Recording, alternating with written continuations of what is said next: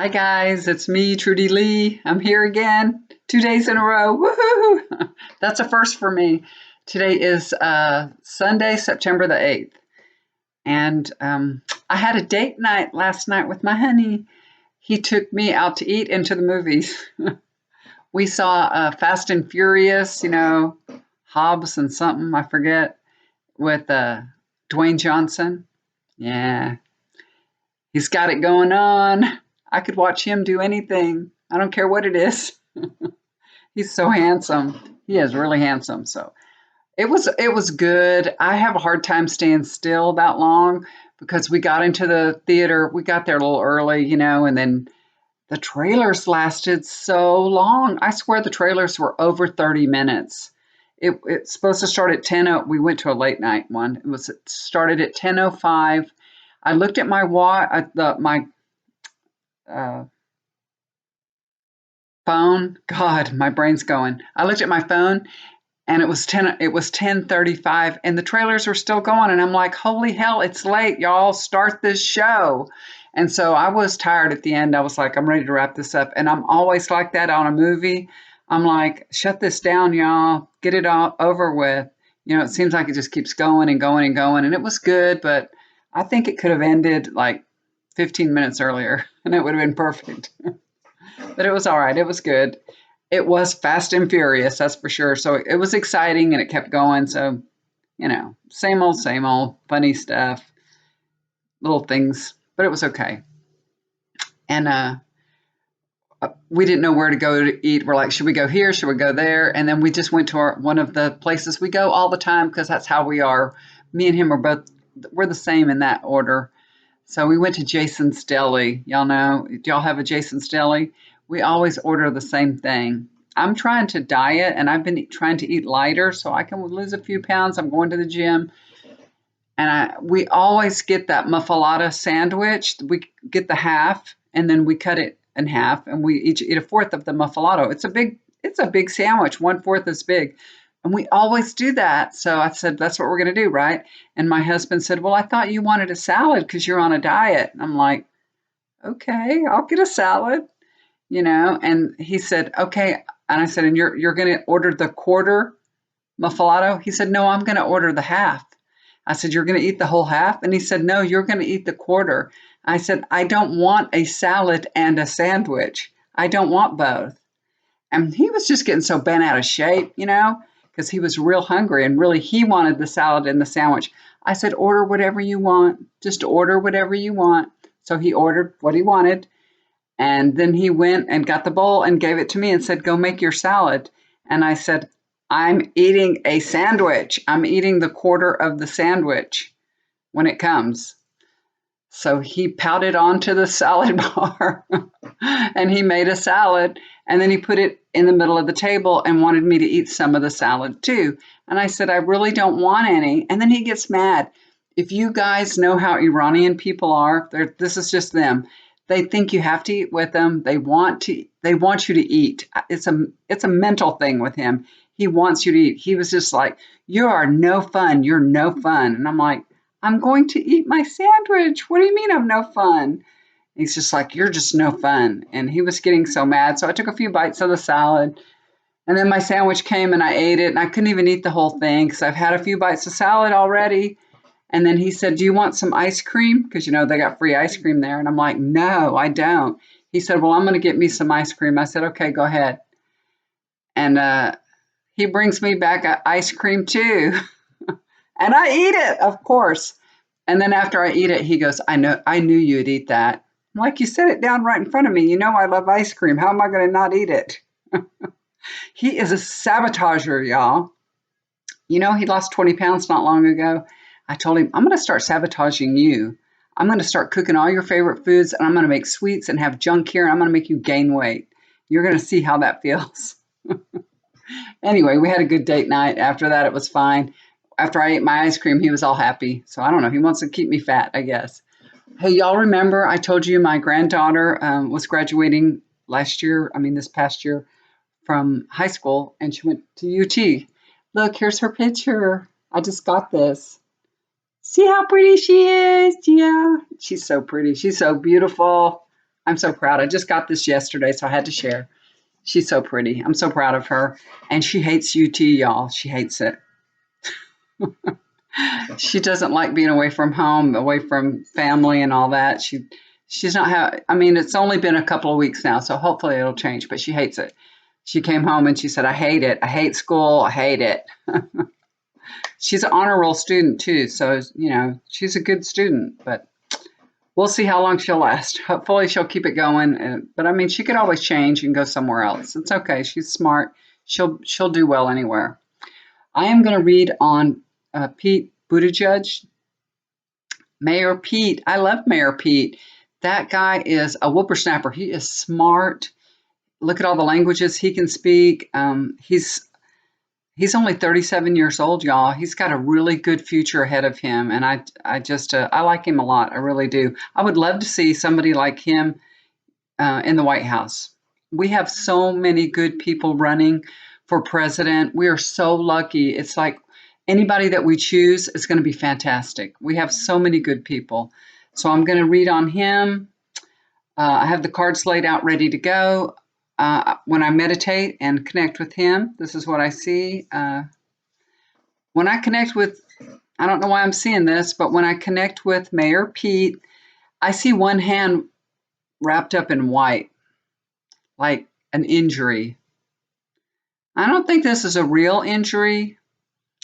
This feels maybe his campaign's injured in some way, or he's only maybe an analogy like, one hand tied around the back, only using one hand because he is, working really hard being a mayor of South Bend.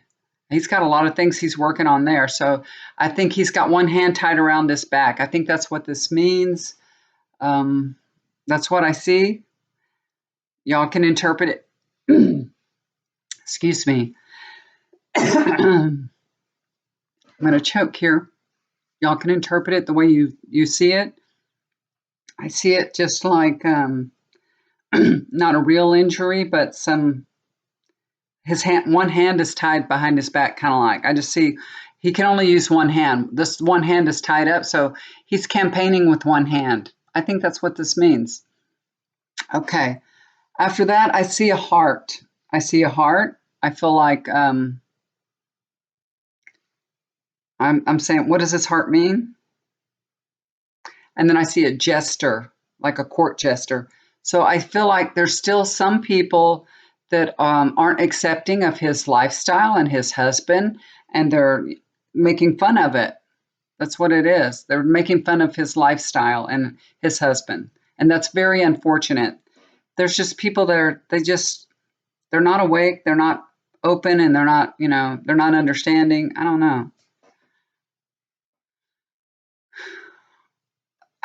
Now I see a gun. I'm seeing a gun. This doesn't have to do anything with his husband. I see he's working on some kind of gun control in his community. Maybe it's this shooting. I don't know. I think it's gun control.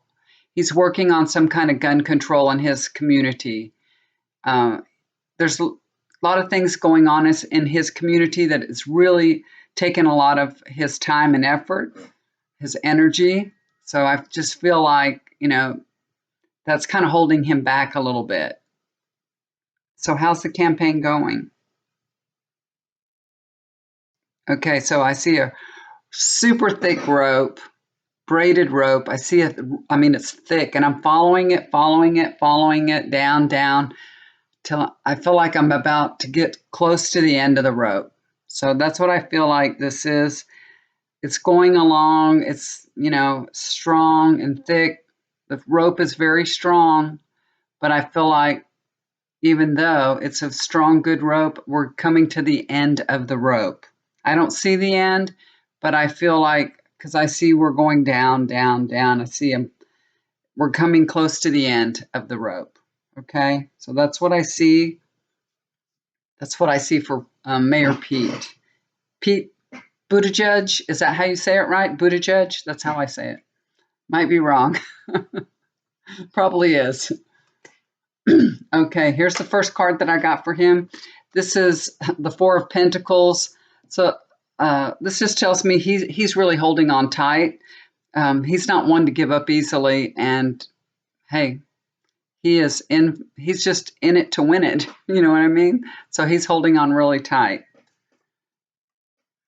He's I think he's just one of these people that he's an achiever, an overachiever. And so he's got to have a win. He's pretty much he's pretty much the kind of person that wins at everything he does. Everything he does over and above. So it's hard for him to let go of anything once he starts it. Okay. Crossing over that card is the Ten of Wands. Y'all, there is so much on his plate. He is just majorly overburdened. This is so much more than really any one person can do. It truly is. He's running for president, and he's dealing with that police shooting in his community, and that has, remember he had that town hall and all that. There's so many things going on in his community, and with, all these debates and all attending, going through all these communities and speaking to all the people and, these little rallies and everything that he has. It's so much. He is so overburdened. He really is. This is very tough on him. I think this is probably the toughest thing he's ever done, because he's got two jobs now, and it's hard running for president. We know that. Overlooking his situation, this is the Eight of Cups. He's still doing okay in the polls. He really is. But this looks like to me that he will be walking away and suspending his campaign. I think that's what this means, that he will walk away. So I love him. I think he's a fantastic person, and hopefully we'll see him doing more things in the future. Maybe he can go to the Senate or to Congress, and work his way up and run for president again, I hope, because he's so young. But I feel like he's going to be walking away from this presidential race. See the back of this guy? So that's what this means. All right. And the foundation down below, this is the Hierophant. This is about traditional Christian points of view. Put it that way. This, even there are lots of Democrats out there that are very traditional. They have a traditional Christian point of view, and this is what it's reflecting. They're still not, even though they say, I'm not prejudiced, I'm open, I'm accepting, they are to a degree. But when it comes to, do I want to put two men in the White House? I'm not going to vote for that. I'm not going to do that. They're open and accepting to a point. Secretly, they're a little bit more conventional than they really even admit to themselves. Truly. So that's what this is. This is all about, traditional points of views and beliefs. And this is what is keeping him from being more successful, because he has everything going for him. Everything. He's a great guy. He's smart. He's somebody like him that we really need in office. But this traditional Christian value is what's getting in the way. Okay. Darn it.